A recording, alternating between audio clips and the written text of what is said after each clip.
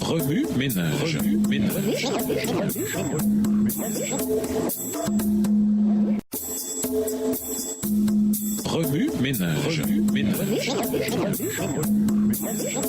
Bienvenue dans votre émission Remue ménage. Nous voilà à la leçon de mardi. On ne fait pas que choisir. Lisons Proverbe 13, verset 20. Proverbe 13, verset 20. Celui qui fréquente les sages devient sage, mais celui qui se plaît avec les insensés s'en trouve mal. Partout autour de nous, nous sommes témoins des conséquences des choix. Choix de nourriture, de mots, d'amis. Le dicton est vrai. Dis-moi qui tu fréquentes et je te montrerai ton avenir. Comme le dit la Bible, à fréquenter les sages, on gagne en sagesse, mais la compagnie des sots amène le malheur. Proverbe 13, verset 20. Voilà l'ampleur de l'impact que notre choix d'amis a sur notre avenir. Moïse comprenait tellement cela qu'il choisit de souffrir avec le peuple de Dieu plutôt que de jouir pour un temps des plaisirs du péché. Il fut ainsi un instrument dans le plan de Dieu. Son nom est mentionné dans la galerie des héros de la foi. Hébreux, le chapitre 11. À la cour du roi, Daniel choisit de ne pas se souiller avec la nourriture et le vin du roi Nabuchodonosor. Quel magnifique exemple pour nous! Aujourd'hui, la plupart des maladies, obésité, maladies cardiovasculaires, ostéoporose, sont imputables à un mauvais régime alimentaire. Si nous choisissons de manger ce qui est bon, selon les instructions du Sauveur, voir Isaïe 55, le verset 2, nous jouirons vraiment d'une bonne santé. Le prophète Jérémie dit, « Dès qu'il m'arrivait une parole de toi, je la dévorais. Elle causait ma joie et me mettait le cœur en fête. » Jérémie 15, verset 16. Le terme hébreu signifiant manger est akal, ce qui peut aussi se traduire par dévorer, consommer, festoyer. Le prophète ne se contentait pas de grignoter la parole de Dieu. Il en faisait ses délices. On ne peut jamais faire trop nos délices de la parole de Dieu. Les choix de Dieu semblent coûteux et difficiles à faire. Et ils le sont. Parfois, on réfléchit à fond, longtemps, et on finit quand même par faire le mauvais choix. Jacques 1, verset 5 dit « Cependant, si l'un de vous manque de sagesse, qu'il la demande à Dieu, qu'il la lui donnera. Car Dieu donne à tous généreusement et avec bienveillance. » Le roi Salomon demanda à Dieu de lui accorder la sagesse, et elle lui fut accordée. Il accomplit ainsi beaucoup en tant que roi d'Israël.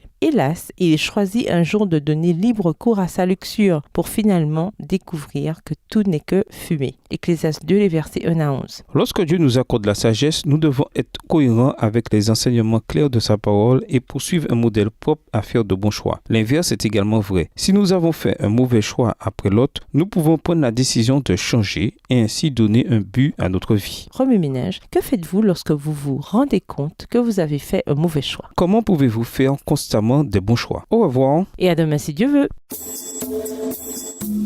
Remue ménage. Remue ménage.